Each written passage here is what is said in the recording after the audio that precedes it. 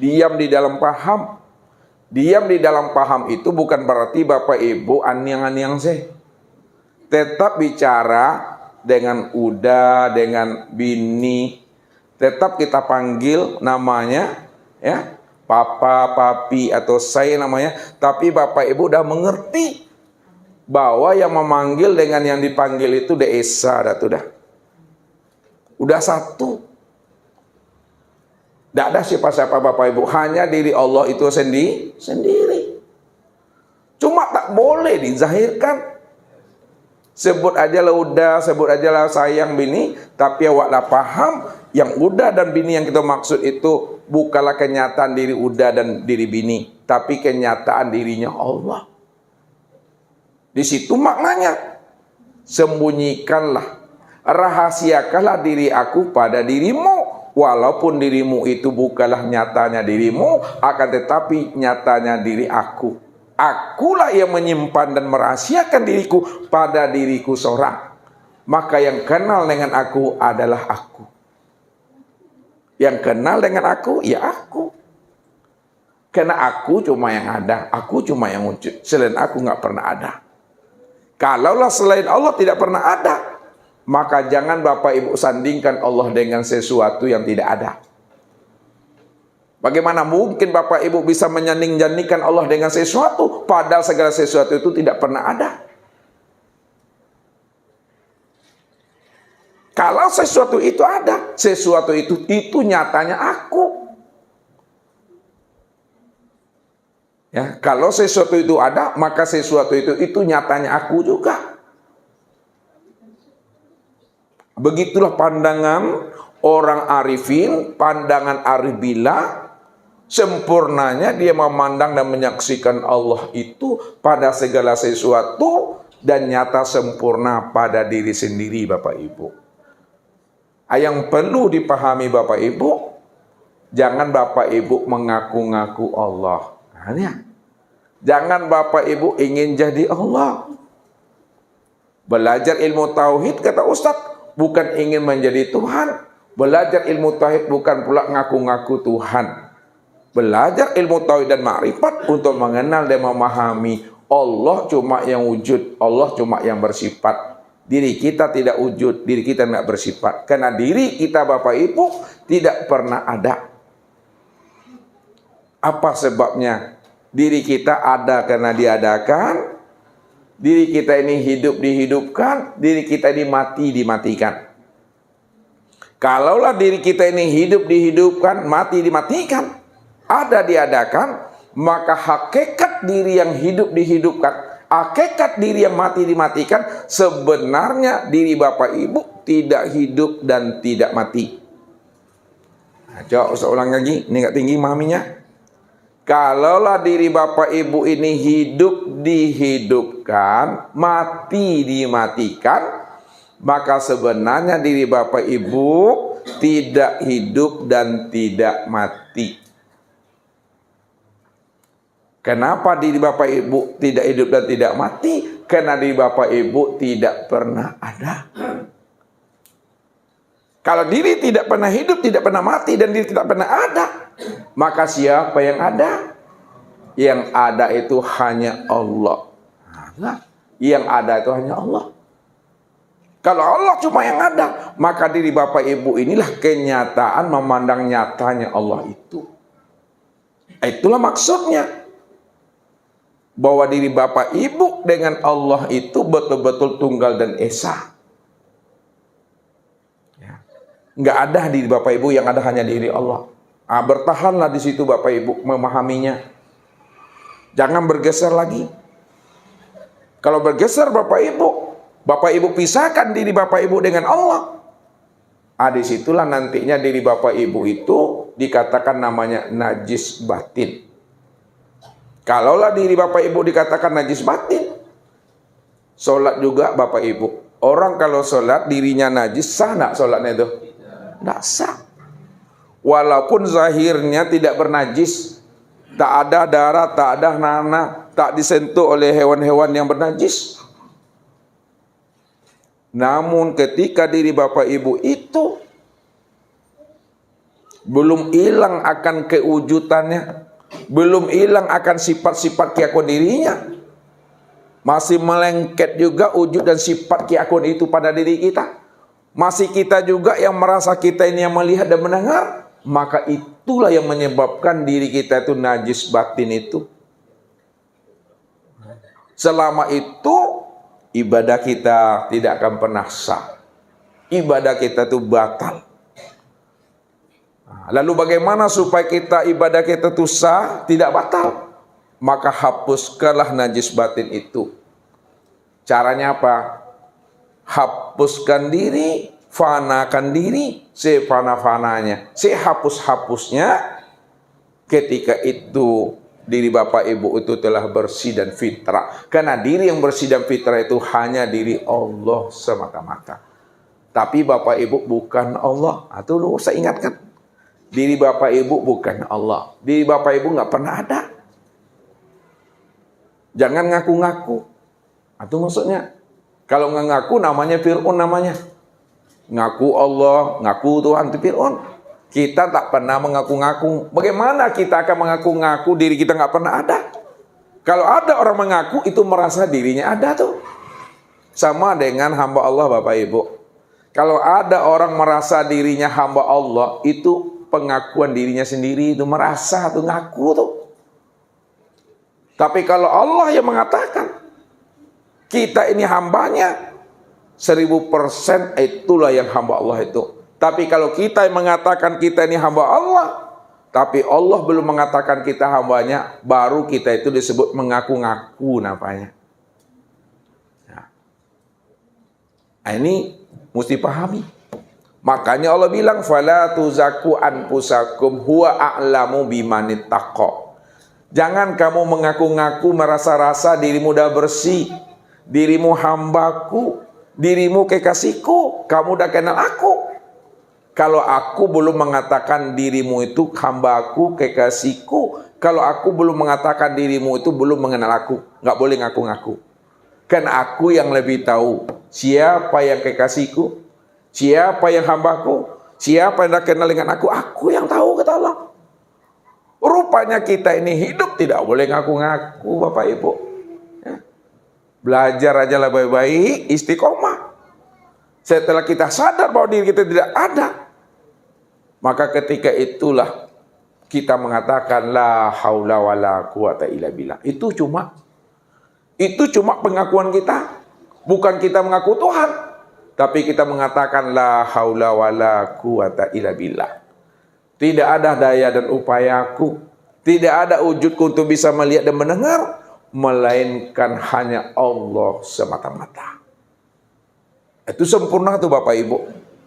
Kalau sudah sempurna pengenalan diri Bapak Ibu tentang rahasia Allah nyata pada diri, maka apapun amalnya Bapak Ibu, apapun aktivitasnya Bapak Ibu, apapun pekerjaan kita, apapun kegiatan kita, mata memandang, mulut berkata, telinga mendengar, kaki melangkah, tangan meraih, kita sholat, kita berpuasa, kita berzakat, itu yang disebut namanya amal ma'rifat. Amal ma'rifat itu adalah amal yang terpandang akan zat, sifat, asma dan afal Allah saja Bapak Ibu.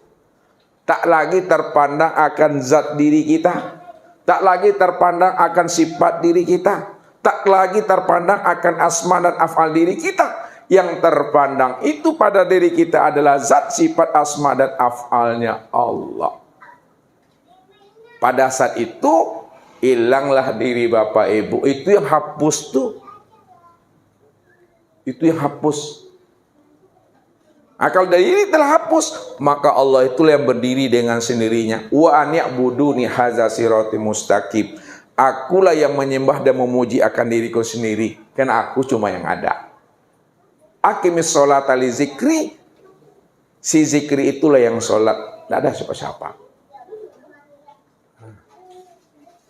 Ya, tidak ada siapa-siapa di situ. Yang ada hanya diri Allah semata-mata. Ketika itu, maka Bapak Ibu menikmati aja lah hidup ini lagi. Itu nikmati. Ya. Kalau bahasa Ustadz, menikmatinya kok lapar makan. Ya, kok awi, minum, kok sakit, berubah, kok panek, monjua istirahat, kok kantua, abo lalu, tu saja tu mah. Ya, atu lebih sepek patuh saya bapak ibu, jangan ngoceh-ngoceh je lah. Bagaimana kita akan menjadi kekasih Allah? Itu bahasa turun ke bawah. Ketika duji awak ngoceh-ngoceh dengan Tuhan, nuntut jauh pada Tuhan tu. Itu tuh. Lihatlah Rasulullah. Rasulullah itu gelarnya apa? Habibullah. Rasulullah ya, Al-Amin atau Habibullah, untuk mendapatkan itu banyak ujian yang dititipkan Allah kepada dirinya. Sebagai bentuk apa tuh? Bentuk rahmat, anugerah dan kasih sayangnya Allah.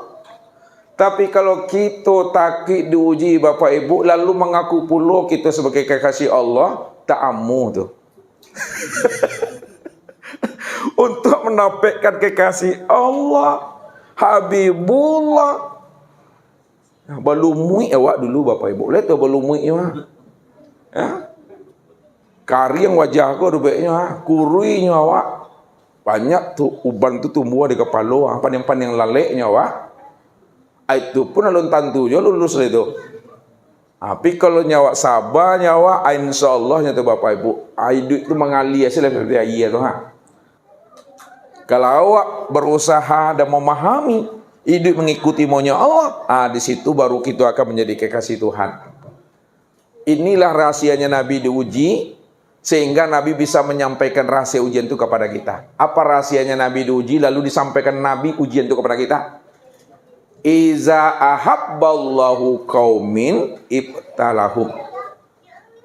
Apabila Allah ingin mencintai hambanya, Allah ingin mengangkat derajat hambanya, Allah ingin meninggikan makom hambanya, maka siap-siaplah kita ini, kata Nabi, kita selalu dititipkan Allah ujian sebagai bentuk sayangnya Tuhan pada kita. Allah ingin meninggikan derajat dan ingin menaikkan makom kita. Tapi kalau Bapak Ibu takut diberi ujian oleh Allah, tidak naik kelas dah Bapak Ibu. Takkan pernah naik kelas dah. Kenapa? Karena awak takut. Awak mengira dan menyangka ujian itu adalah menyiksa awak. Padahal ujian itu sebagai bentuk kasih sayang Tuhan. Allah ingin menaikkan makom itu diuji dulu. Kalau kita ingin tinggi nilai kita, ingin tinggi derajat dan makom kita, siap-siap jatuhkan dulu di bawah. Jatuhkan dulu baju kebesaran awak. Jatuhkan dulu keakuan awak. Kalaulah jatuh keakuan awak, lah tangga pakaian kebesaran awak, pakaian dunia awak, insya Allah baru nampak pati rahasia kilaunya diri Bapak Ibu itu. Jadi untuk mendapatkan itu, betul-betul lepaskan keakuan, lepaskan kebesaran diri kita itu. Jangan kita yang merasa diri kita itu adalah hak milik kita. Hak milik kita tidak ada Bapak Ibu. Hak milik Allah cuma yang ada. Allah yang berhak atas diri kita ini ha. Bukan kita Bapak Ibu. Itu yang diri la haula wala quwata illa billah itu. Kalau dah duduk pada makom itu, insya Allah selami dunia, surga, akhirat. Itu maksudnya doa. Ya. Jangan Bapak Ibu gampang, jangan Bapak Ibu khawatir. Inna awliya Allah la khaufun alaihim wa lahum yahzanun. Sesungguhnya wali-wali Allah, kekasih-kasih Allah, tidak pernah dia khawatir dalam menjalankan hidup di dunia, dan tidak pula dia risau dan gamang dalam menjalani kehidupan di akhirat itu. Ya, karena memang dirinya tidak pernah ada sama sekali. Kalau dirinya tidak pernah ada sama sekali dan ada hanya diri Allah, maka disitulah nggak ada kekhawatiran itu lagi itu. Ya, ini rahasianya Bapak Ibu, supaya kita ini betul-betul istiqomah berjalan di atas jalan hidayah dan petunjuk Allah. Jangan kita bimbang, jangan kita ragu. Kalau bimbang dan ragu, itu payah Bapak Ibu. Makanya yakin-yakin belajar, yakin-yakin menuntut. Ya, karena itu sebenarnya yang kita cari.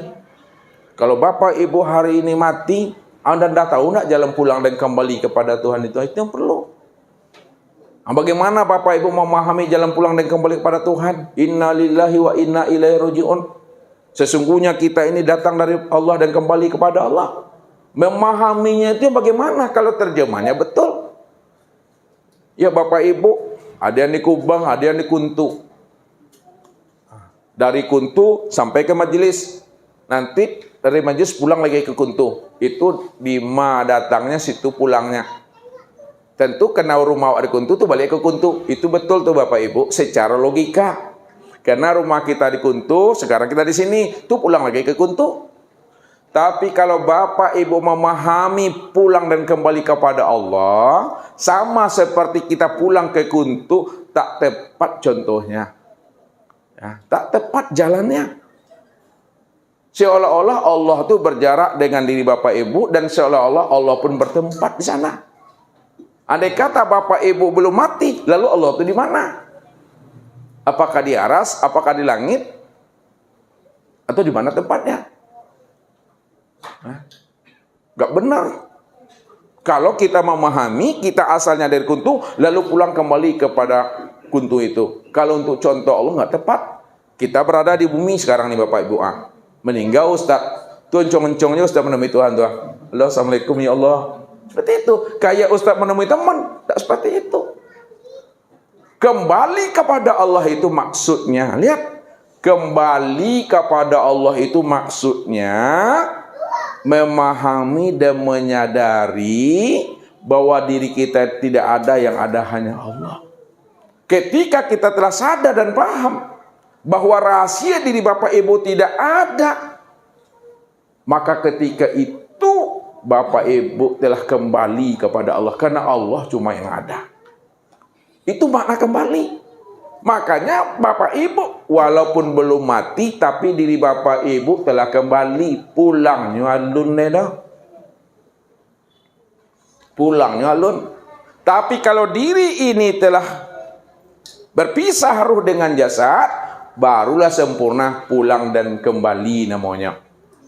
Nah, sempurna pulang dan kembali. Kalau diri Bapak Ibu telah sempurna pulang dan kembali bagaimana pula maksudnya tuh? Awak lapindah alam awak. Ale bertemu Bapak Ibu dengan Allah di barzah tuh. Ale bertemu atau tidak tuh? Kalau bertemu, cara bertamunya. Bapak Ibu walaupun telah sempurna pulang dan kembali lah pindah alam, tetap Bapak Ibu berjumpa dan bertemu dengan Allah secara sempurna. Kenapa? Karena Allah yang Bapak temu itu tiada lain diri sendiri. Maka di dunia inilah pahamilah bahwa diri Bapak Ibu itulah nyatanya Allah. Inilah wujudnya Allah. Inilah kesempurnaan melihat Allah. Kalaulah ini nyatanya Allah, wujud Allah, kesempurnaan Allah, ketika kita mati, Allah yang kita lihat dan Allah kita saksikan juga nyata pada diri sendiri. Tak mungkin pula Bapak Ibu mati lalu temuinya Allah di mana? Rumah Allah di mana? Alamat Allah di mana? Padahal rumah dan alamat Allah nyata pada diri sendiri. Diri sendiri inilah nyatanya diri Tuhan itu Bapak Ibu. Jangan Bapak Ibu berpikir nanti mati situ bagaimana cara menemui Tuhan. Padahal Tuhan yang kita temui itu pada diri sendiri itu. Itu makna pulang dan kembali itu. Itu jangan ragu memahaminya. Makanya orang-orang yang arif, orang-orang yang telah kasab, yang telah sempurna pulang dan kembalinya, maka di situ dia juga ada halako-halako Bapak Ibu. Ada kumpulan-kumpulannya, itu bahasanya tuh. Ya kalau bahasa Allah tuh irji'i ila rabbiki radiyatan mardiyah fadkhuli fi ibadi wadkhuli jannati. Nah, kalau kita ingin masuk surga, temui Allah dulu. Itu bahasa syariat tuh. Temui aku lebih dahulu. Kalau kamu udah kenal aku, kamu udah berjumpa dengan aku, kamu udah bertatap wajah dengan aku, kamu udah curhat dengan aku, kamu sudah menjadi kekasihku, dan aku sudah memandangmu adalah kekasih aku, baru fadkhuli fi ibadi. Masuk kamu ke dalam kelompok hamba-hambaku. Masuk kamu dalam komunitas aku, komunitas Tuhan. Itu para nabi, para rasul, para auliaillah, para aribillah, para as-solihin, as-suhada, as-sudikin tuh. udah masuk kita dalam komunitas Tuhan, keluarga Rabbani namanya, keluarga Tuhan, baru Allah katakan waduhuli jannati, barulah kamu masuk surga.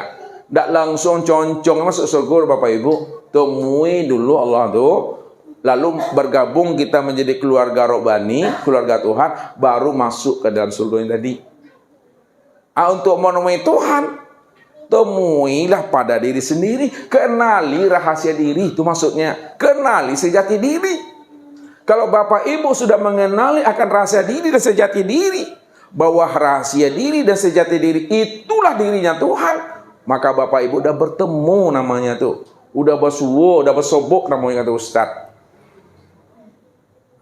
Kalau udah bersobok, udah bersuwo tadi, ini yang disebut namanya keluarga Rabbani, keluarga Tuhan.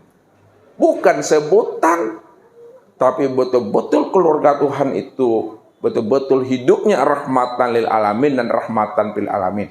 Wadkhuli jannati, barulah masuk dalam surga aku. Yang surga Allah itu yang mana Bapak Ibu secara hakikatnya? Surga Allah itu yang katakan ridho Allah.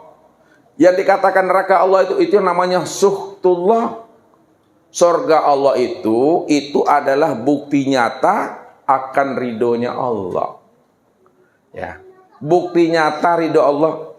Kalau Bapak Ibu sudah mendapatkan ridho Allah karena kita sudah kenal Allah, maka di dunia inilah Bapak Ibu sudah masuk ke dalam surganya Allah tuh.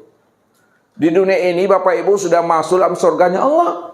Karena surganya Allah itu adalah bentuk nyatanya ridhonya Allah itu.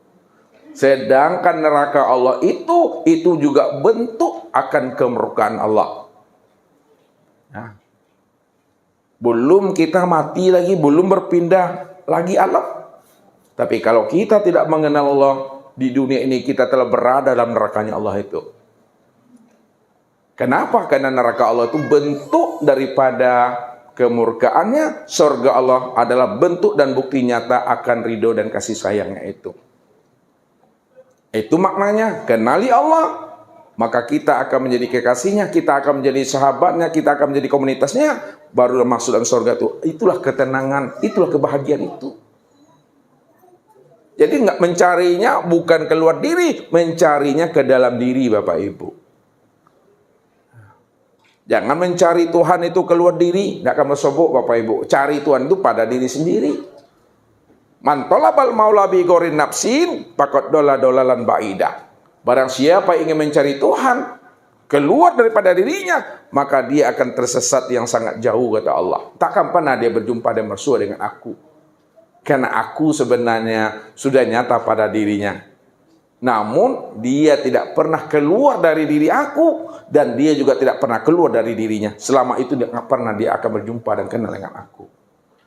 Mungkin ini Bapak Ibu yang dirahmati Allah, mudah-mudahan ya dengan waktu yang singkat, waktu yang pendek ini Allah berikan kita kemudahan dalam memahaminya, bahwa diri Bapak Ibu itu tidak pernah berpisah cerai dengan Tuhan sejak Allah itu wujud, ya, sejak Allah itu ada.